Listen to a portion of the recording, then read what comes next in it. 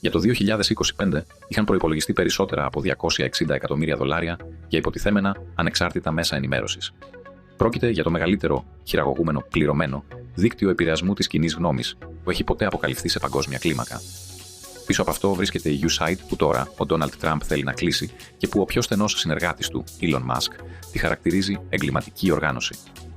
Η κυβέρνηση παρουσίασε μια λίστα με έργα εκατοντάδων εκατομμυρίων, ανάμεσά τους και $1,5 εκατομμύρια για την ένταξη LGBT στους χώρους εργασίας στη Σερβία, $2,5 εκατομμύρια για την κατασκευή φορτιστών ηλεκτρικών οχημάτων στο Βιετνάμ, $6 εκατομμύρια για την προώθηση του τουρισμού στην Αίγυπτο, 70.000 για την παραγωγή ενός musical για την ατζέντα διαφορετικότητας στην Ιρλανδία, 47.000 σε μια τρανς όπερα στην Κολομβία, 32.000 για ένα transsexual comics στο Περού, 16 εκατομμύρια για χρηματοδότηση αναδόχων σε γραφεία ανάπτυξης φύλου.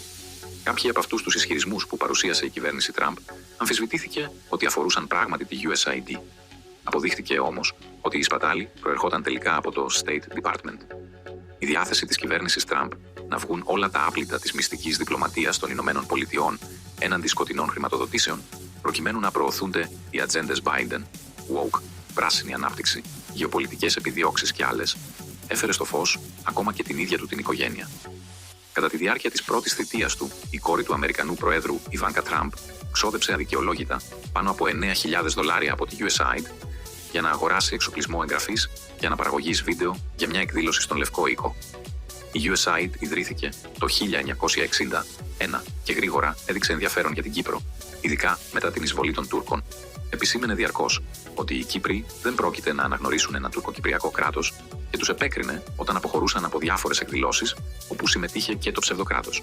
Αμερικανικά think tanks που εργάζονταν για το State Department έριχναν εμέσως πλην σαφώς την ευθύνη στη USAID για την αποτυχία να περάσει το σχέδιο Ανάν στο δημοψήφισμα, ζητώντας μεγαλύτερη διείσδυση της USAID στην Κύπρο και νέα, υψηλότερα και καλύτερα στοχευμένα προγράμματα ξένων επιχορηγήσεων, ώστε να αλλάξει το κλίμα μελλοντικά.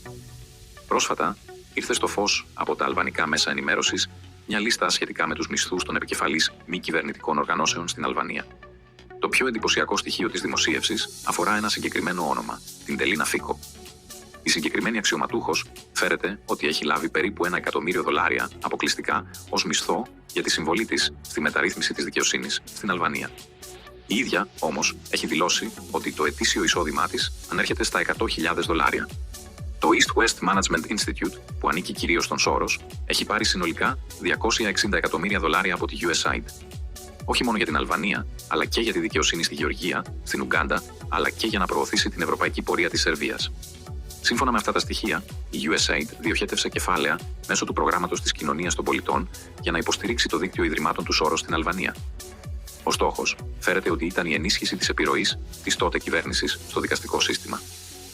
Τα πλοκάμια της USAID είχαν απλωθεί και στην Ελλάδα. Ήδη δημοσιεύματα κάνουν λόγο για τουλάχιστον 8 οργανώσεις, κυρίως για πρόσφυγες, με έδρα την Ελλάδα, που χρηματοδοτούνταν. Μόνο για το 2022 η USAID φέρεται ότι δαπάνησε $31 εκατομμύρια στην Ελλάδα, σύμφωνα με τα επίσημα στοιχεία. Μια δημοσίευση του Elon Musk στην πλατφόρμα X με στοιχεία από το WikiLeaks προκάλεσε παγκόσμιο σεισμό.